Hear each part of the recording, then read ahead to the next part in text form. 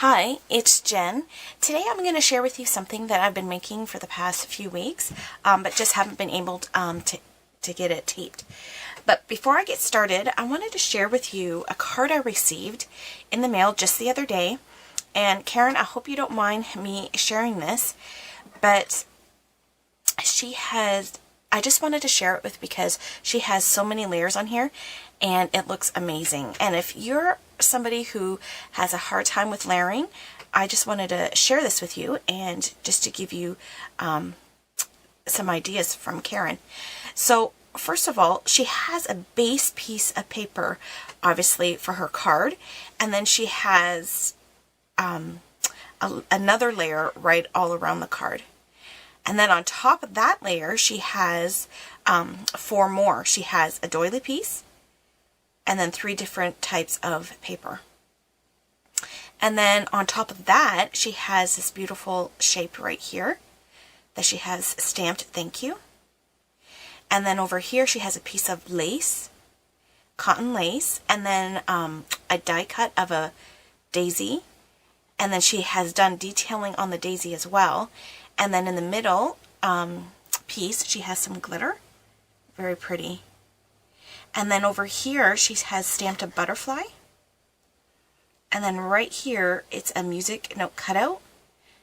And I just thought this was so pretty on the card, but I just thought you putting that twine there, what a good idea. That was a good idea, Karen. But she's not done there. She has done sewing marks all around her card, and then all around the pieces of paper on the card, and as well as this thank you piece. So Karen Fraze, I want to thank you so much for the card. It's beautiful. And for those of you that have a hard time layering, I know there's times I have a hard time layering. This is such a great piece to come back to. So Karen, thank you so much for this card, and thank you for the example for all of us. All right. So my encouragement for you today is to go into your cupboards and get those embroidery pieces, cross-stitch pieces, or doilies, bring them out and start using them. I don't know about you, but as a junk journaler, you get some supplies and you don't want to use them because they're either too beautiful or you don't want to use it just yet. But I want to encourage you, get them out, use them, because you know what, you're always going to find something that you enjoy the most in junk journaling. And so that's what I find with myself. The other day I wanted to, the other week, I wanted to make something. I wanted to make some cards. And so I went into my cupboards and just to look at things that I haven't used in a while. And these are things that I haven't used too much. And because like I just said, I hoard them. because I like them so much and I don't want to use them. But I got this out. This is a tablecloth, and it is a really big tablecloth. And there are stains on it. I don't know if I left some for you to see. But there are quite a few stains on this piece, on the white parts. But all I'm doing is cutting out the cross-stitch pieces anyway. So that doesn't bother me. So when I brought it home, I gave it a good wash. And then, yeah, I'm going to be cutting out all these this is cross-stitch, actually. And so I'm going to be cutting all that out. And the material is amazing. It just feels so nice. So today I just want to encourage you, get those pieces out. Let's use them. Let's not hoard them in our cupboards any longer. Okay, so the first thing I wanted to do is I needed to make some cards. And so, well, I wanted to make some cards because I do already have bought and thank you cards, but I wanted to take some time and to make some. And so I was trying to think of something different that I haven't done before. And so I was looking through my cupboards, and that's where I saw my pieces that I haven't adventured yet. And so this is what I came up with. And this is very simple, but there's a reason for it. The last time I made a homemade card, I made it 2-dimensional, and it cost a lot of money to send in the mail. So I learned my lesson. And just a quick tip. I'm going to bring in here my paper cutter. I have an orange piece of paper in here just so you can see the place that I'm talking about. This track right here, where the paper, like the cutter part, goes down, I've realized that if I make a card, and if it can go through this no problem, then I know it won't cost me any extra. And so that's what I was looking for. That's why I don't have a lot of dimension on here, is because I know if it will go through that, it will go through the post office one. She always, my post office, she brings out a plastic piece like this to see if it can go through. And so that's something that I've used just to help me to keep it flat. And so that's why you don't see a lot of dimension in this one. But I wanted to keep it pretty simple because of that fact. But for me, I wanted my cross stitch piece to speak out and to be the show of the card. And so what I did is I took a piece of denim material, and then I thought about making a flap. Well, then I thought, well, if I sew a piece of that cross stitch on it, and then I just sewed a quick piece of crinkle seam binding, and then there you have my card. Now, the people that I'm sending this to, they're not into junk journaling, and so I try to respect that fact, but stay true to my own style. So my compromise was not tea dyeing anything, and so that's why my cardstock's white. I just left it plain. And so, and then I did that front. Well, then as I started working on it, I thought this would be really good to make for material flips in our junk journals. Well, I thought, well, why don't I make a pocket? And so that's what I did. Instead of just sewing it flat on the card this time, what I did is I did this one. This is not one I'm sending in the mail. This is for our junk journal because it's 2-dimensional. So what I did was I made a pocket. I'll take all this stuff out. And so I just took a piece of jean fabric again, and then I cut a piece of that tablecloth, and I just sewed around the 3 sides. Now, I don't know if you can tell, but I did sew a second time. You know how we go around the first stitch and do it kind of zigzaggy so it's kind of messy? I did that as well, but the only thing I want to say to that is when you sew, if you want to sew it 2 or 3 times to get that messy look, just keep in mind, if it is a pocket, you don't want to go inside too far, because if you do, you're going to limit the size of your tag. So just wanted to show you my tag. My tag is 2 inches wide here, and so yeah, so I sewed around it a second time to make it messy look. And then right here I did add a piece of material for a flat ruffle, and then this I'm just going to add to a junk journal for a flip up. And so as I was playing with these, I thought, you know, these would be so cute, obviously, in junk journals. And so I put one in mine so I can show you. And then you have room for your ephemera and whatnot.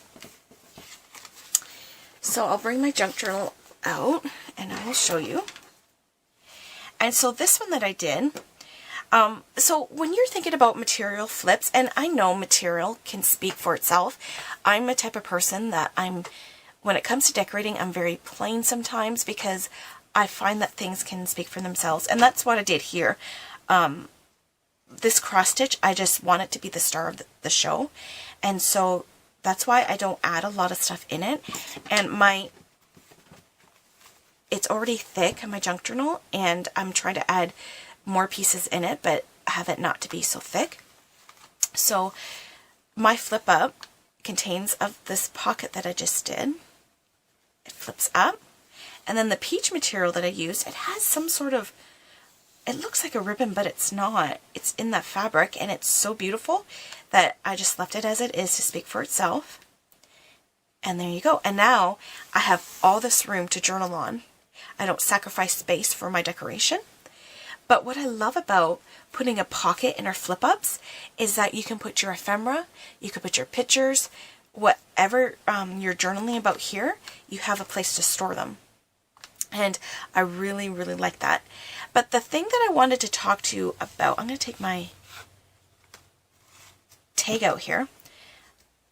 When I sewed it on, the only thing that you need to remember is when you make tags for inside your pocket, you just need to remember that you don't want your tags, this is up to you now, but if you want to be able, hope you're seeing this, if you want to be able to move your flaps up and for it to lay flat, you don't want to put any tags above the sewing line.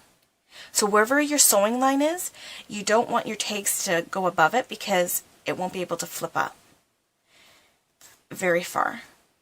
And so, and I know with journals we're not going to be flipping them up every day, but just keep that in mind.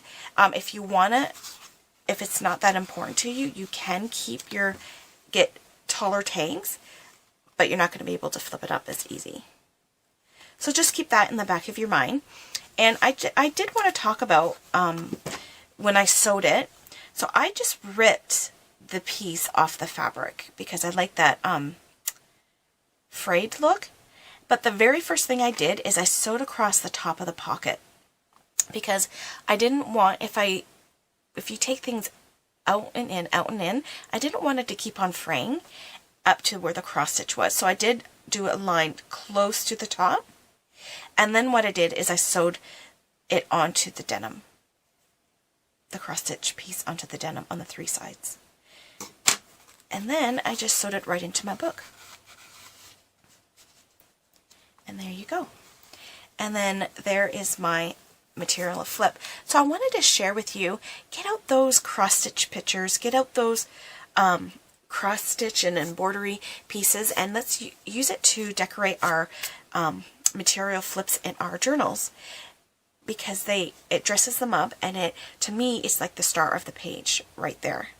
And so I really wanted to start using mine. But then I thought, well, what if people don't have, because if you're just a beginner and you don't have some supplies and you don't have cross stitch pictures, I made a quick one here to show you that you can do it with pictures out of books. So even if you don't have cross stitch pieces yet, when you go to your thrift stores, you can find a lot of material there. That's why I used material. And then I used a piece of parchment paper because we use that when we tea dye. And then I had a little bit of thread left on a spool, so I just took it all off and used it. So I sewed the parchment on first, then I put the thread down, and then I put the picture of the flowers over top, and then I sewed a couple times around the flowers to get that messy look. And then I did put a button on it just to bring out the pink even more with some cheesecloth.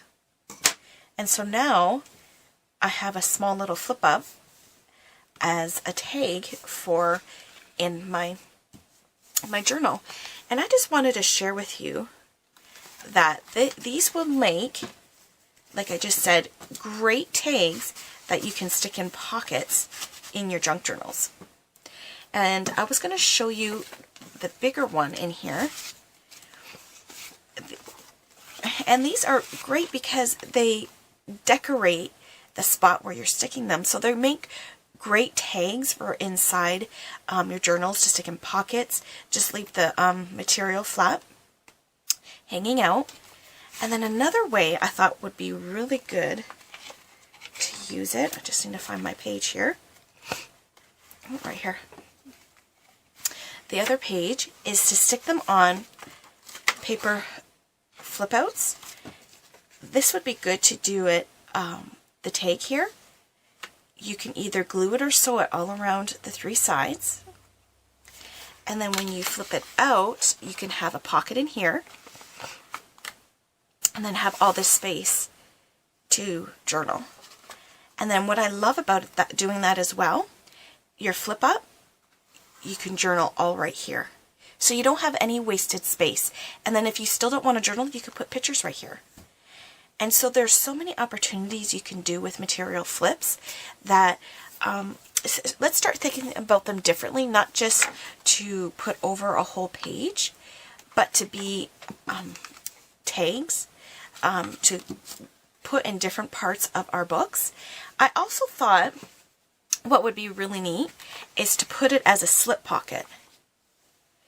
So here we have a slip pocket. If you would glue it all on 3 sides, maybe with fabric tack, and then just use it as a slip pocket to put a journal card, to put pictures, and then you have a pocket right here as well. So I thought those would be kind of fun to put in our journals. But maybe before you would stick this onto your book here, you can even make this a material flap to be a slip pocket. So let's just say, I know this is really big, but let's just say we would glue it all down 3 sides or sew it. And then now you have a material flip where you can journal, have a space to journal, but you also get that tuck space that you want. And I really like this idea because it gives you a place to journal or stick cards or pictures. So I will probably be doing this a lot. So when you think about your material flips, use them everywhere in our journals. And to me, I really like this one as well. And so I just wanted to encourage you, let's get out our cross-stitch pieces, let's get out our embroidery pieces, and let's use them to be the star of the show. And as I was cutting these out, I was thinking about whoever had made it. And, you know, it's such a shame that she did all that work. And it was nice to see that she actually used it. But I'm thankful that I was able to save it and to use it in my junk journals. There's one more thing I wanted to share with you before I end my video. Now, at the beginning of the video, I was talking about I wanted to make some cards. Now, I already have cards made. Not cards made, but I have them bought. And I just wanted to show you a kit I put together because sometimes you need a card really quickly and you don't want to have to think about it. And so I've been continuously organizing in my craft space and in my home. And so I had bought this at this container at the thrift store, and it was full of dividers, different size dividers to put in these containers. Well, then I thought, you know what? It was only $2, so I thought, I'm going to get this. I have an idea, but I don't know if it's going to work. And so when I brought it home, I gave it a good clean, and I'll open it to show you what I came up with. Now, I labeled it quite simply. I just got my label maker out. I just put cards at the top and the exact cards that I have inside. So that way I know exactly where I'm going. And I have, this is going in my main level of my living space because there's times where I need a card and my craft space is in the basement. So I don't want to have to go downstairs and get the stuff down there. I just need to get something quickly and then run out the door. And so that's why I put this kit together, so that way I don't have to think about it. I know exactly where I'm going and what I'm getting. And because sometimes we all know we don't have time to make stuff all the time. And so that's why I had bought some cards at the dollar store. Now, I live in Canada, and I get my thank you cards from the Dollarama and sometimes from the Dollar Tree. But in Dollarama, they get Hallmark. They get some name brand cards that are really beautiful, and even the unnamed brand cards are really pretty as well. And so I get them when I see them, and when my container's full, I don't get anything anymore. And I'll just show you quickly inside of it. Right here, I put a kit together, and this came from one of the boxes of cards I got. And why I put that in there is I took my pen out because I just wrote a note, but there's usually a pen in there, and so I usually keep a pen in there. I have all my stickers, stamps, everything that I would need. This is a water dauber because when I'm doing a lot of thank you cards, and even if I'm not, I don't like licking an envelope, and so I just put a little bit of water in there.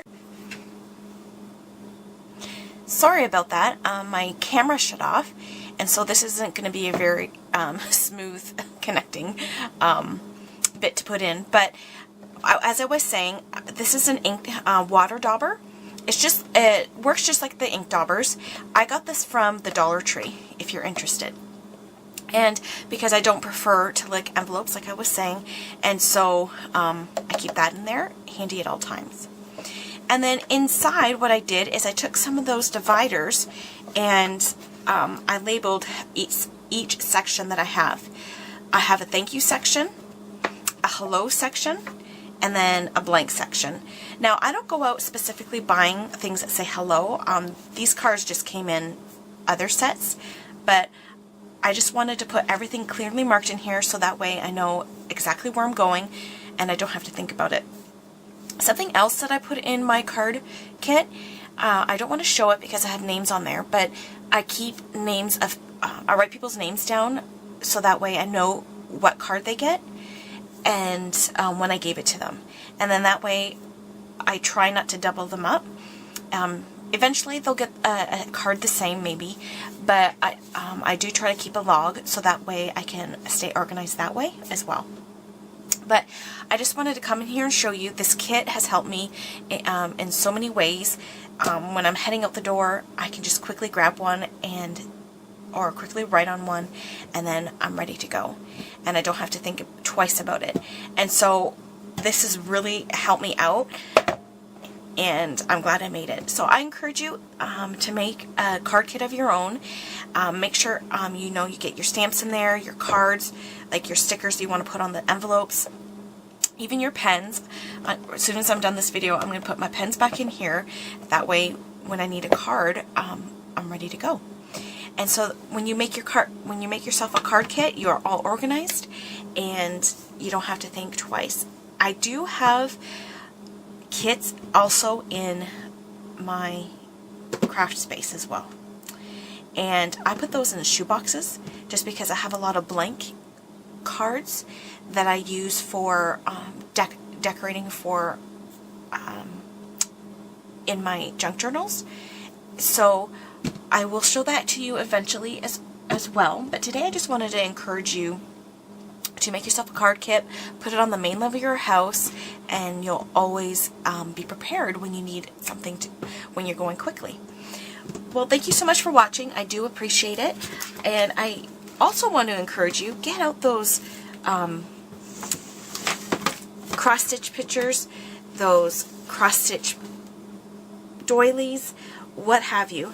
Get them out and use them to be the star of your show on your next material flip up. Well, I appreciate you watching, and let's not forget, let's not throw away our junk, let's journal with it. Take care, guys. Bye.